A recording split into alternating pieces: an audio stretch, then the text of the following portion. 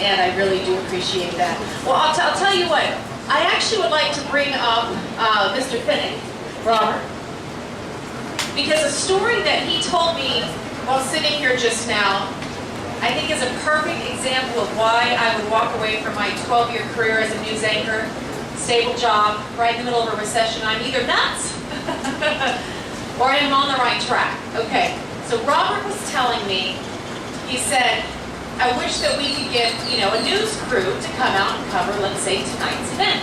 And then he was talking about last year's science fair. Now tell them the exact story that you told me. Okay, we have the state science fair here in San Antonio, and we posted it in San Antonio for the last 5 years. And we have not gotten any television coverage of this in those 5 years. And I noticed on one of the television stations, the night that they gave the awards for the state science fair was a cooking competition from a cooking school on the south side of town. Now, not to belittle them, but this is a state science fair. It hosted in San Antonio, and that was what was featured on the news.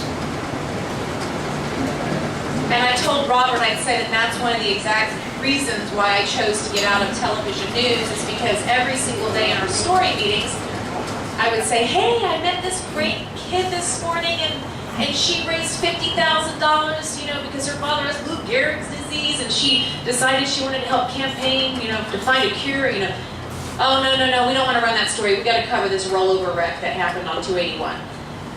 And I was okay. And so every day it was the same, it was like I was beating a dead horse until I finally just said, I'm going to do it then. I'm going to quit, and I'm going to start my own company. It's a multimedia company where I will be the outlet for all of these great stories that never get told.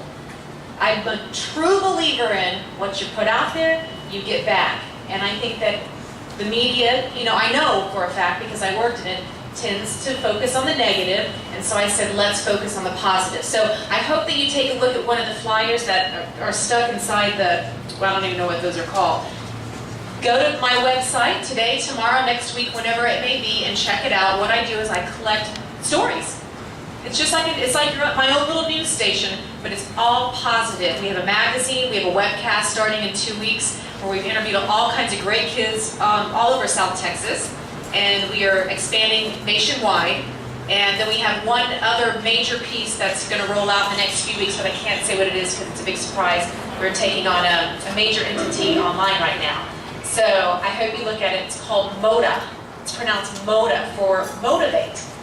MODA.us. And with that, I'm going to turn this back over to Jaime.